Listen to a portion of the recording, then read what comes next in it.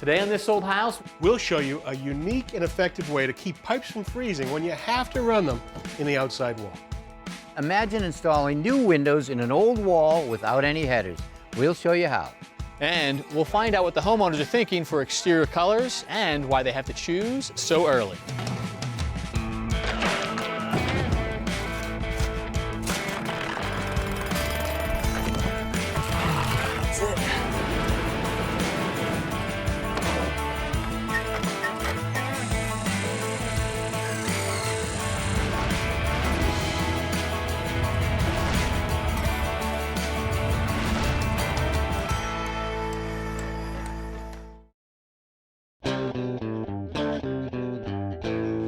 Hey there, I'm Kevin O'Connor, and welcome back to This Old House and to our project here in Glen Ridge, New Jersey, where we are transforming this 1887 Victorian into a multi-generational home.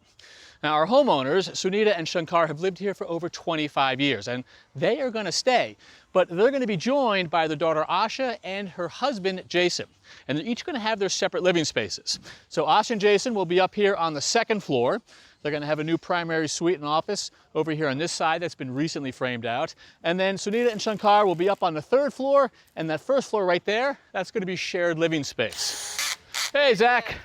Good to see you. Hey, Kevin, welcome back to Jersey. Good to be in Jersey. So nice progress. Every time we come, something else has been finished. You got the two-story addition all framed out. Coming along nicely. Looks like you're getting ready to rebuild the front porch, too. Yeah, we're pretty much ready to frame on top of these right now. Where are my concrete posts, brother? Well, this is what we had. We had this old pier, right? So what was that, just a pile of concrete with brick on top? Exactly, we had 7 of these. What you would normally see is a hole dug in the earth, at least 36 inches deep. We'd fill it with concrete, and we need to get the hole inspected, and we need to let that concrete cure. It could take a week or more. So we went with these helical piers, which pretty much go in the morning, and we're able to frame on them right away. So we've actually used these before, and actually in Jersey of all places. Let me just pull off the sleeve to get a better sense of this thing. Maybe it's a Jersey thing. Well, they were really good after Superstorm Sandy. So big metal pile, screw on the end, and tell me the process for getting this installed? Basically, they come with a machine that drives them into the ground. It can kind of control the angle, and once it senses enough hydraulic pressure, it stops, and that's how you've reached adequate weight bearing. Right. And if you don't reach that with this 7-foot post, you can always add pieces on and just keep going down. Okay, and so if he reaches the right depth here and it's 2 feet above ground, and here it's 1 foot above ground, what then? All we do is cut it off with a bandsaw. And on top of that, he gives you a bracket. So we're pre-drilled here, so you can screw a nail through right into your framing. Exactly, and I've driven some screws through the post into this bracket, and then we can frame on top of it. So I get the idea that they go in quickly, there's no concrete to set up, so that speeds things up. Where's the inspector? Because he could still take a week or so to come out. Does he not have to do that? He doesn't have to do that with this because the company who puts these in the ground supplies the engineering for them, and they give the building inspector a report that says that these will hold 5,000 pounds each. You hire a certified guy, he provides a certification, that's good enough for the inspector. It's an all-in-one service. So this went in this morning, you're ready to build today? Exactly. Cool. All right, well, I know I'm going to see you upstairs in a few, but first I'm going to go check in with Kaylin downstairs. All right, see you in a bit. All right. Big changes in here now that everything is opened up. Let me give you a lay of the land. So you may recall that this was the front entryway, a bit cramped. We had a big fireplace there, a closet back there. The stairs actually wrapped around. Opportunity to change all of that. Chimney is gone. Now the stairs are a straight shot up to the second floor. In here, we've got the dining room. Hey, Carter. So used to be a dining room, will remain a dining room, but now we've got one big, wide open space, front to back. Check out what Zach did here. He actually insulated the crawl space, closed cell foam, so we get R value, but also a vapor barrier. Dining room opens up into a new kitchen. We've got glass on one wall, glass on another wall, and as you come through here, through the back door, a back entryway, and in here, a full bath. Because remember, Sunita and Shankar on the third floor have the option of moving down here to the first floor, so a shower down here is important. Over here, we've got the old double parlor that ran front to back. Now it's 2 rooms. We've got a family room here, library up front, but check this out. Doors and windows on site. Almost 50 openings in this house. Kaylin, how are you, man? Doing pretty good. How are you? I'm doing all right. So what did our homeowners pick for a window? We got wooden windows going in. wood on the inside and the outside? Interior, exterior, both. Really bold. Why'd they do that? We're actually required to. This is a historic area, so we have to have a wood window on the street-facing side. So they have to be here, and then they just decided to go with the same window for the entire house. Yeah, it made it easy for us and did the whole thing. Okay, so you're just jumping on this right away, huh? Yeah, I gotta do this very quickly because I only have 14 days from the time that I receive these windows to get them painted, or else the warranty is voided.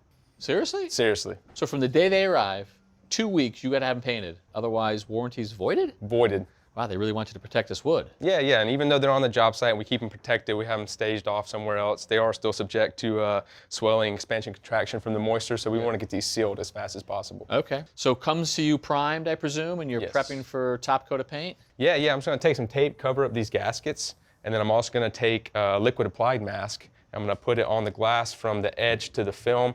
So you like doing the prep work tabletop and then what, spray them outside? Yeah, we'll probably either come up with a booth or either in here or outside, but as far as prep work, this is gonna be a lot easier for me. I can pay attention to the detail. I enjoy working at a gentleman's height when I can, so. I love it. All right, well listen, hey, the clock's ticking. Yeah, I know, I gotta go. Thanks, man.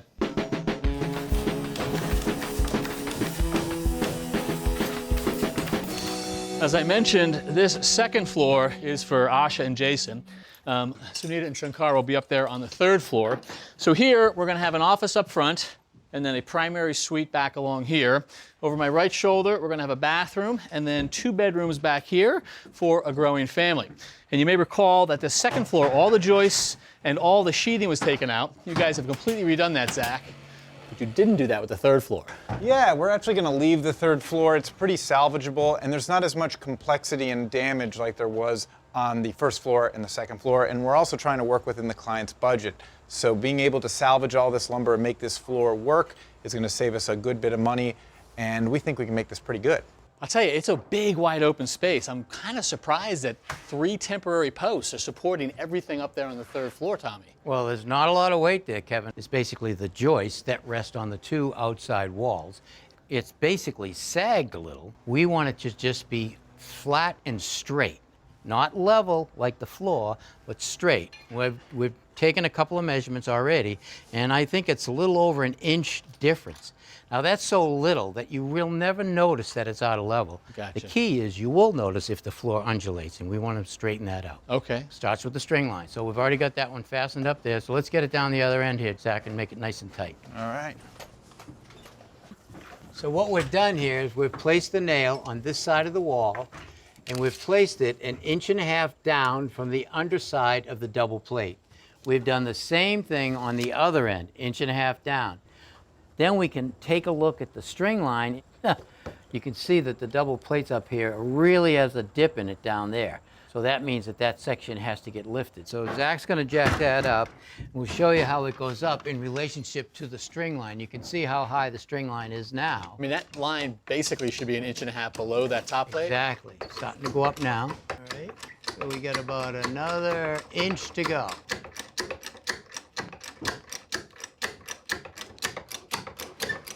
A little more?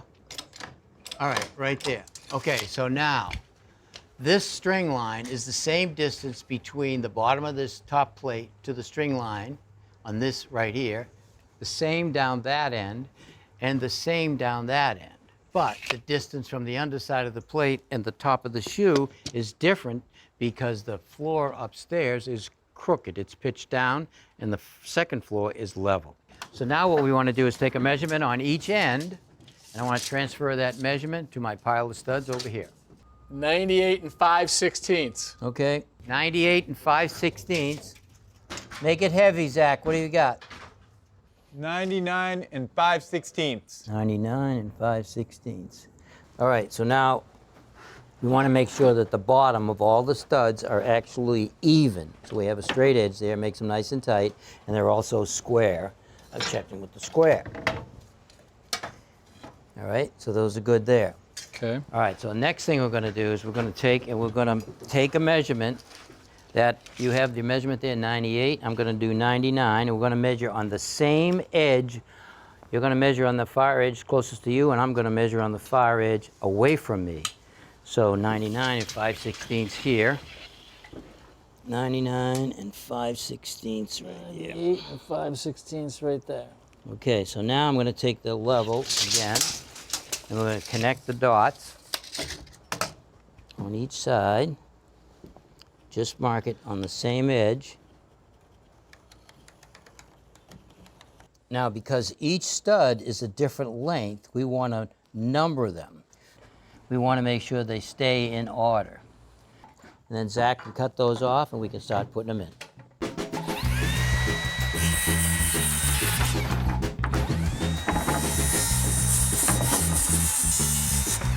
And our studs are marked 16 on center all the way down the wall, and same thing on the plate above. Good? Yep.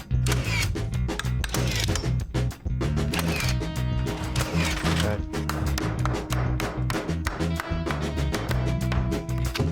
Look at that. That is a big improvement. Nice. Huge. All we're gonna do is cut the jack studs, run to the beams. All right, well, if you guys can handle that, I've actually got some exterior paint colors to look into, so I'll leave you to it. Enjoy. All right. Got a length there? Because those windows have to be painted, that forces us into color decisions. Hey, Asha. Hey, Sunita. Kevin. So the windows have to be painted, which means you got to pick a color for that, which is your trim color, which gets you to the body color and everything else. So your back is up against the wall, but it looks like you're working on it. We are. Where did you start? We actually started with the pavers and the shingles. Okay. These pavers are actually, we selected this light gray. That'll be on the sidewalk coming up towards our house. So out front, Right out front. one of the first things you'll see is this. One of the first things. And we thought this was nice and light, very welcoming. It's and a distinctive color it for is pavers. yeah. So we started with that. And then you said the And then shingles? we said shingles. You've got the asphalt one right So here. we actually really liked this light pewter gray shingles because we thought it would complement the gray pavers. And we thought this gave us a lot of options by going with the lighter gray. So down on the ground, up on the roof, you've got it bracketed. And once you had those two picked, you were to what? We went to the trim, Okay. which was really important because the windows needed to be painted. Exactly. We originally selected a white. Yeah. And then we realized it wasn't historically accurate. So we went with this white that has just a little bit of yellow undertone. It's more historically accurate. Yeah, the whites were hard to get way back when. So I can see why they would say that the white isn't historically accurate. So something creamier is what you're Yes. thinking there. But we couldn't pick anything darker. Otherwise, the manufacturer, is important for the warranty. Right. So this is PVC trim, not wood. Yes. And we have learned it expands and contracts a lot over the length, and so heat causes it to do it even more so. So Yes. dark trim, going to heat up, move a lot. Manufacturer Right. doesn't want it moving. So that's why we were really happy with Okay. this little bit white with a little bit of yellow in it. So that leaves us down to the body color. All of this is going away, but you are replacing it with shingles, which is shown here, and you're getting a diamond pattern, even though we didn't find it originally. Yes. It's going to fit with the house. Looks like you've narrowed it down to 3 from how many? So we were actually looking at about 100 colors Oh. in the green and blue color family. You've laid out 3 names: Cascade, Yes. Contented, Sea Salt, Darker to Light. Right. They have a little bit more gray in them, a little more toned down. At the same time, our first pick, Cascade Green, is still a little bit too bright. So this is definitively out, okay? Yep. Down to 2. So now we have Contented and Sea Salt. We like Sea Salt, but it has a little bit of a blue undertone, and we think we want to land more in the green color family. And we do like Contented a lot. It's a nice neutral green. So I think that's our happy compromise. Is it? I like it. So No, you I guys are in definitely agreement? like- yes. we Yeah, Oh, that's good. Yeah. All right. So from 100 to 1.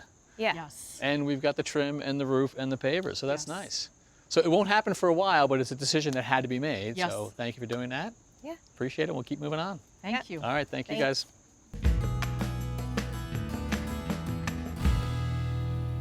So the rough-in has begun for our HVAC and plumbing on this building, and this house is going to end up with 2 cold weather inverter heat pumps. Now this system will be able to find heat even on the coldest day, and that can be as low as 0 degrees here in New Jersey, and still heat the building, and enough power to cool the building on the hottest day. So you can see the ductwork has begun for this first floor system. There'll be registers up feeding it. You can see one here. The ductwork is run here, and there'll be another system on the top floor feeding down. Now, it's always a bit of a land grab on these buildings when you're first trying to lay out the system, because the HVAC guys want to take the best real estate because the ductwork is larger.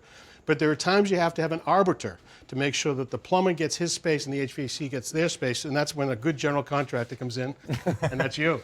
That's me, I guess. And in cold weather can also freeze pipes, right? It can. We had an interesting situation here. You already saw the crawl space there, but starting right here, we're on an old slab from a previous edition. I remember all you did to make this thing tight, yes. Exactly. So from the old basement, we've got the water pipes coming through that conditioned basement, up through this plate, into this cavity here, and we bring it all the way above that slab to this sink, which is dead center of And these it's always the windows. way that they always want the kitchen sink to be looking out the window or on the outside wall typically. Exactly. Typically you just come down through the slab, always in a safe place, but not so here.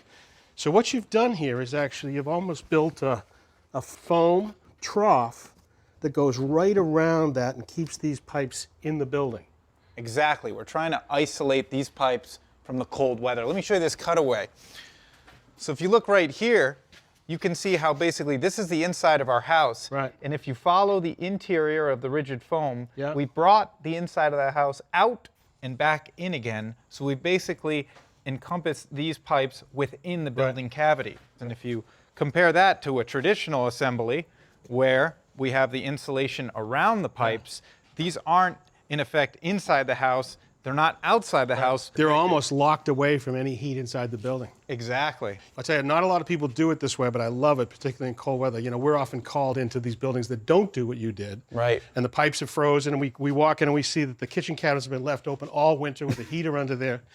And the effect of what they've done is put a little bit of foam insulation on the pipe or some of this bubble stuff, but it's still no match for the cold weather. Yeah, that's not enough effectiveness to stop the cold air drafts from getting into this cavity. This would be great. Homeowners are going to be so happy when they can have hot and cold water in the winter. Great job. I love it. I love your cutaway. Oh, thank you so much.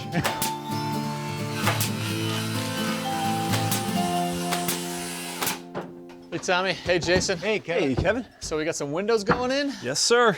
Two new construction wood windows. Two of those over here. Yep. Two What is windows your- in this wall. What's your plan of attack? What we're going to do is we're going to add a double king stud on either side of our openings Yeah. and a triple mullion stud in the center. Make our cuts, remove whatever unneeded structure we have left. Triple in the center because you're saying those are not going to be molded together. They are not. They're two separate windows. And the nice thing about this wall, if you look up top, when this wall was framed, it was framed with a 4x6 beam, and that is actually called a drop girth. It's going to carry a lot of weight. Okay. And this is a gable end.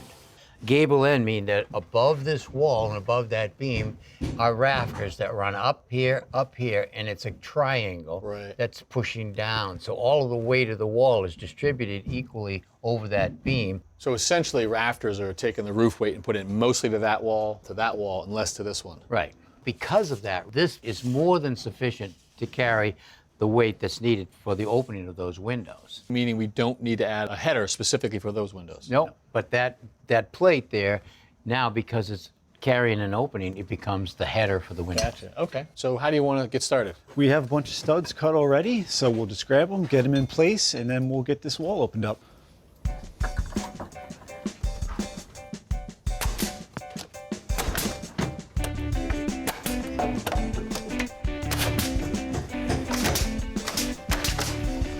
We set this laser level up to reference the window heights from the new addition. Yep. We'll measure down for our sill height, and then we can cut our opening through to the outside.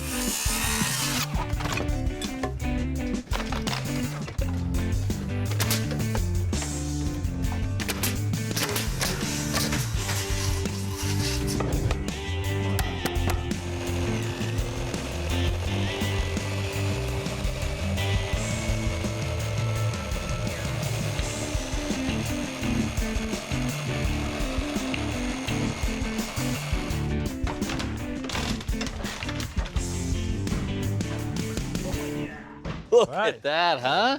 Nice. Well, that is some nice views from the new laundry room. Absolutely. Now we have a little more prep work to do outside, like remove the shingles, tighten up the sheathing, and we're in business. That's it. Thanks, Jay. Nice working with you. Absolutely. Thanks for the help, guys. All right.